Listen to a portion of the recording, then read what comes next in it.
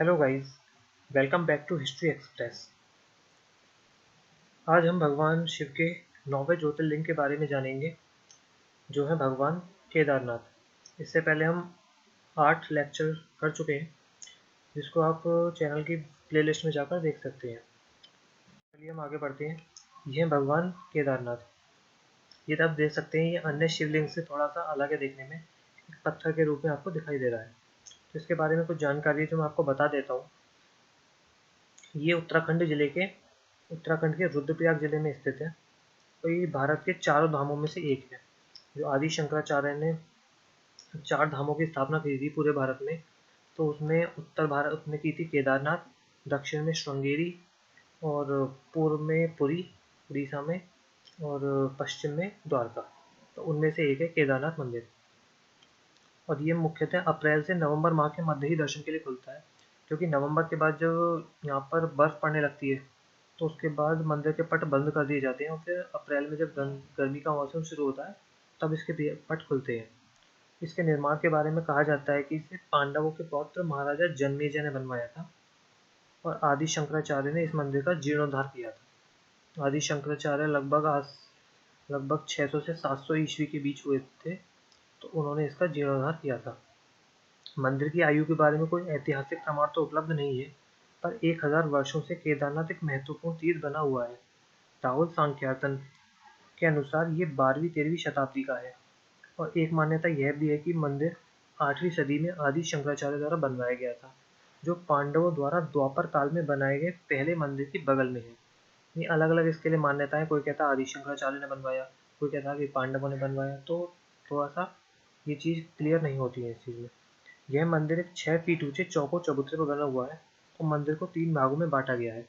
एक है गर्भगृह, जहाँ पर भगवान विराजमान है।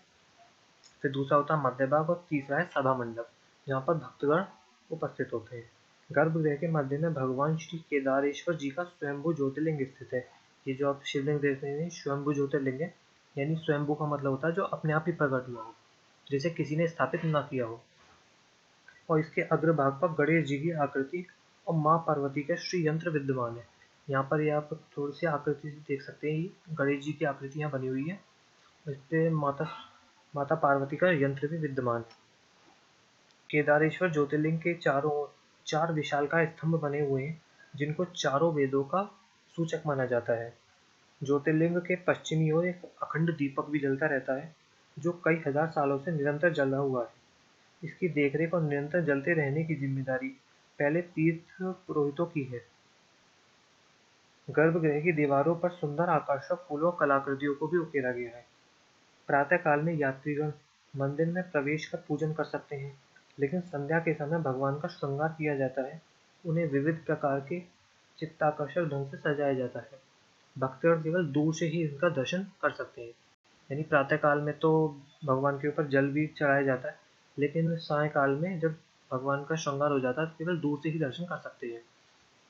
इस ज्योतिर्लिंग की स्थापना का इतिहास यह है कि हिमालय के केदार शृंग पर भगवान विष्णु के अवतार महातपस्वी नर और नारायण ऋषि तपस्या कर रहे थे। उनकी आराधना से प्रसन्न होकर भगवान शंकर प्रकट हुए, और ज्योतिर्लिंग के रूप में सदा वास करने का उन्हें वर प्रदान किया। पंच केदार की कथा ऐसी भी मानी जाती है कि महाभारत के युद्ध में विजयी होने पर पांडव भ्रात हत्या यानी भाइयों की जो हत्या की थी उन्होंने, उसके पाप से मुक्ति पाना चाहते थे। इसके लिए वे भगवान शंकर का आशीर्वाद पाना चाहते थे, लेकिन भगवान शंकर उनसे बहुत रुष्ट थे। पांडव काशी गए, पर वे उन्हें वहां नहीं मिले। काशी में आपको पता है, वाराणसी काशी को कहते हैं। तो वहां पर भगवान विश्वेश्वर नाथ की मूर्ति शिवलिंग है, तो वहाँ दर्शन करने गए थे। लेकिन खोज जब गए थे वहाँ पर, तो उन्हें वहाँ शिव जी नहीं मिले। तो वे लोग उन्हें खोजते हुए हिमालय आ पहुँचे। भगवान शंकर पांडवों को दर्शन देना ही नहीं चाहते थे, इसलिए वहाँ से वो अंतर्धान होकर केदार में जा बसे। पांडव भी लगन के पक्के थे, वे उनका पीछा करते केदार पहुँच ही गए। भगवान शंकर ने तब तक बैल का रूप धारण कर लिया था, और वे अन्य पशुओं में जा मिले। पांडवों को संदेह हो गया, अतः भीम ने अपना विशाल रूप धारण कर 2 पहाड़ों पर पैर फैला दिए। अन्य सभी गाय बैल तो निकल गए, पर शंकर जी रूपी बैल पैर के नीचे से दाहिने को तैयार नहीं हुए। भीम बलपूर्वक इस बैल पर झपटे, लेकिन बैल भूमि में अंतर्धान होने लगा। तब भीम ने बैल की त्रिकोणात्मक पीठ का भाग पकड़ लिया। भगवान शंकर पांडवों की भक्ति दृढ़ संकल्प देखकर प्रसन्न हो गए। उन्होंने तत्काल दर्शन देकर पांडवों को पाप मुक्त कर दिया। उसी समय से भगवान शंकर बैल की पीठ की आकृति पिंड के रूप में श्री केदार में पूजे जाते हैं। जो मैंने आपको शिव में दिखाया था वो थोड़ा सा अलग आकार में था, तो वो बैल की जो पीठ होती है उसकी आकृति है। तो ऐसी मान्यता इसलिए है इसमें।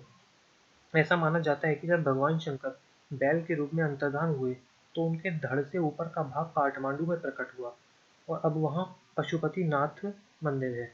शिव की भुजाएं तुंगनाथ में और मुख रुद्रनाथ में, नाभि मधुनेश्वर में और जटा कल्पेश्वर में प्रकट हुए। इसलिए इन 4 स्थानों सहित श्री केदारनाथ को पंच केदार कहा जाता है। यहाँ शिवजी के भव्य मंदिर बने हुए हैं। केदारनाथ के निकट ही गांधी सरोवर वार्षिक ताल भी बना हुआ है।